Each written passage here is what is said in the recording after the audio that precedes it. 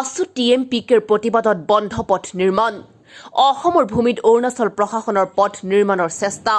জুনাই অসম অৰুণাচল সীমান্তৱৰ্তী ৰুকছিনস্থিত অসমৰ নেপালী বস্তি এলেকাত অসমৰ ভূমিত অৰুণাচল প্ৰদেশ প্ৰশাসনে অবৈধভাৱে ভূমি দখল কৰি পকীপথ নিৰ্মাণ কৰিবলৈ যোৱা ঘটনাক কেন্দ্ৰ কৰি সীমান্ত অঞ্চলত তীব্ৰ উত্তেজনাৰ সৃষ্টি হৈছে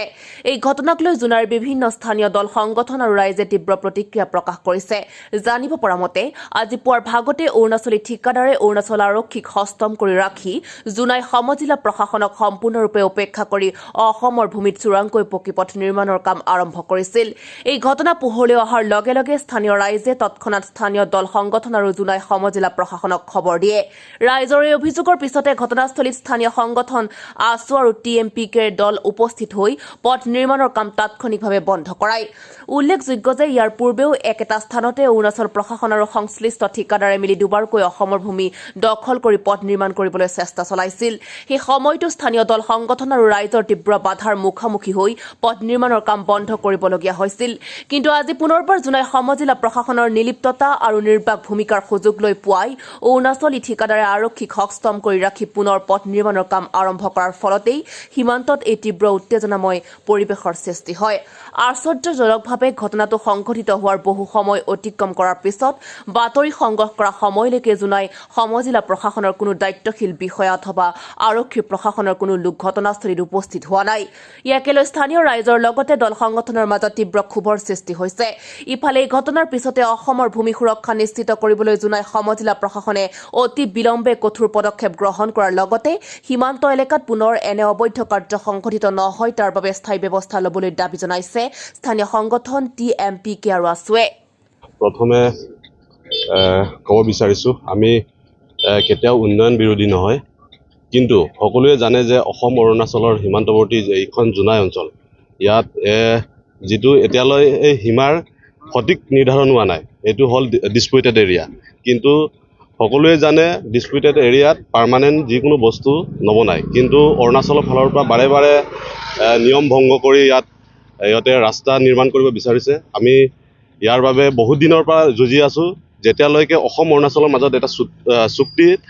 বদ্ধ নহয় তেতিয়ালৈকে এই ৰাস্তা বনাব নালাগে বুলি কিন্তু হেতৰ ফালৰ পৰা চেষ্টা কৰি আছে আমি ইয়াৰ পৰা অৰুণাচল চৰকাৰক হকিয়নি দিব বিচাৰিছো আমি কেতিয়াও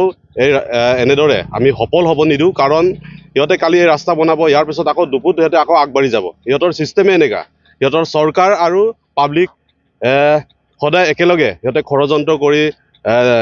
মাটিৰ ক্ষেত্ৰত ইহতে সীমাৰ ক্ষেত্ৰত আগবাঢ়ি যাব বিচাৰে কিন্তু আমি এতিয়া অলপ দুখ পাইছো আমাৰ জুনাইৰ জনসাধাৰণে সদায় পহৰা দি থাকে কিন্তু আমাৰ যিসকল চৰকাৰী কৰ্মচাৰী সেইসকলে নিজৰ চাকৰিটোহে ভাবে সিহঁতে কিন্তু এইবোৰ ক্ষেত্ৰত সদায় চকুমুদি থাকে যাৰ ফলস্বৰূপে আজি পুনৰ এনে ধৰণৰ ঘটনা ইয়াত সংঘটিত হ'ব পাইছে আজি পুৱাই আমাৰ জুনাই প্ৰশাসনক এই বিষয়ে অৱগত কৰা হৈছিল কিন্তু তেখেতলোকে এতিয়ালৈকে উপস্থিত নহয় হয় আমাৰ ফালৰ পৰা জনাইছো এতিয়া কৈছে অলপ পাছত সিহঁতে আহিম বুলি কিন্তু সিহঁতে এনে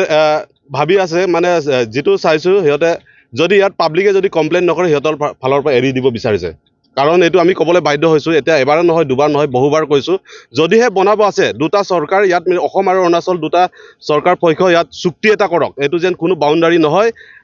অনাগত দিনত যেন এই যেন অৰুণাচল হৈ নাযাব ইয়াৰ কাৰণে এটা চুক্তি কৰি দিয়ক অন্যথা আমি মানি নলওঁ চাওক বিবাদমান ভূমিত যেহেতু অসম অৰুণাচলৰ সীমা ৰাস্তা হয় এইটো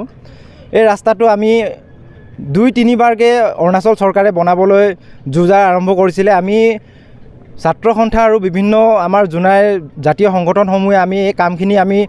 স্থগিত ৰাখিছিলোঁ যেহেতু অসম আৰু অৰুণাচলৰ যেতিয়ালৈকে আমাৰ আলোচনা সম্পূৰ্ণ হৈ নাযায় তেতিয়ালৈকে এই ৰাস্তাটো যাতে নিৰ্মাণ কৰিব নোৱাৰে এতিয়া কিন্তু অৰুণাচল চৰকাৰে নিজকে নিজে ভাবিছে অৰুণাচল পুলিচ লগাই ইয়াত ঠিকাদাৰৰ লগত ৰাখি ইয়াত অৰুণাচল চৰকাৰে এই ৰাস্তাটো পুনৰ নিৰ্মাণ কৰি আছে আমি অসম চৰকাৰক আমি ধিক্কাৰ জনাইছোঁ যিহেতু অসম অৰুণাচলৰ যি সীমা সেই সীমাত অসমৰ ৰাজি নোহোৱাকৈ অৰুণাচল চৰকাৰে কেনেকৈ এই ৰাস্তাটো নিৰ্মাণ কৰিব পাৰে আমি জুনাই প্ৰশাসনক আমি ধিক্কাৰ জনাইছোঁ আপোনালোকে থাকুন তেনে যে এই ৰাস্তাটো নিৰ্মাণ কৰি আছে আপোনালোকে কি নাকত তেল লগাই শুই আছে নেকি আমি ক'ব খুজিছোঁ যিহেতু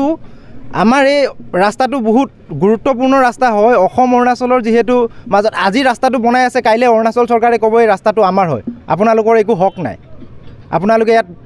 ইয়াত খোজ কাঢ়িব নোৱাৰিব আপোনালোকে ইয়াত গাড়ী চলাব নোৱাৰিব তেতিয়া আমাৰ অসমৰ মানুহখিনি ক'লৈ গুচি যাব আমাৰ ছাত্ৰ সন্থাৰ এটা প্ৰশ্ন আছে ইয়াত যিহেতু আমি সদৌ অসম ছাত্ৰ সন্থাই আমি বাৰে প্ৰতি আমি কৈ আহিছোঁ অসম চৰকাৰক যে অৰুণাচল আৰু অসমৰ যিকোনো সীমাখিনি আছে সেই সীমাখিনি অতি শীঘ্ৰে মুকলি কৰি আপোনালোকৰ দুইখন ৰাজ্যৰে যাতে আলোচনাত যাতে সম্পূৰ্ণ ৰাস্তাখিনি ক্লিয়াৰ হয় সীমাখিনি কিন্তু গুৰুত্বপূৰ্ণ ৰাস্তা হয় এই ৰাস্তাটো ইতিমধ্যে আমি ছাত্ৰ সন্থাই দাবী জনাইছোঁ এই ৰাস্তাটো পুনৰ নিৰ্মাণ কৰি আছে এই ৰাস্তাটো বন্ধ কৰিব লাগিব যিহেতু নিৰ্মাণ কৰি আছে নিৰ্মাণ কৰাটো বন্ধ কৰিব লাগিব আমি চাৰ্কুল অফিচাৰৰ লগত আৰু আমাৰ সমজিলা আয়ুক্তৰ লগত আমি কথা পাতিছিলোঁ তেওঁ সমজিলা আয়ুক্তই কয় চাৰ্কুল অফিচাৰৰ লগত কথা পাতক চাৰ্কুল অফিচাৰে কয় ছাৰৰ লগত সমজিলা আয়ুক্তৰ লগত কথা পাতক আমি ছাৰহঁতৰ পৰা আমি পাৰ্মিশ্যন লেটাৰটো বিচাৰিছোঁ ছাৰহঁতে কৈছে ওপৰৰ DC লেভেললৈকে কাগজখন আছে এনেকৈ যদি এজনে সিজনক ঠেলি থাকে তে আমাৰ অসমৰ মানুহখিনি ক'লৈ যাব আজি সিহঁতি ৰাস্তাটো নিৰ্মাণ কৰি আছে কাইলৈ সম্পূৰ্ণ হ'ব অৰুণাচল চৰকাৰে তেতিয়া গোটেই ৰাস্তাটো কব্জা কৰি ল'ব এনে আমি ছাত্ৰ সন্থাই দাবী জনাইছোঁ অসম আৰক্ষীক যাতে এই ৰাস্তাটো নিৰ্মাণ চলি আছে নিৰ্মাণ অতি সোনকালে বন্ধ কৰে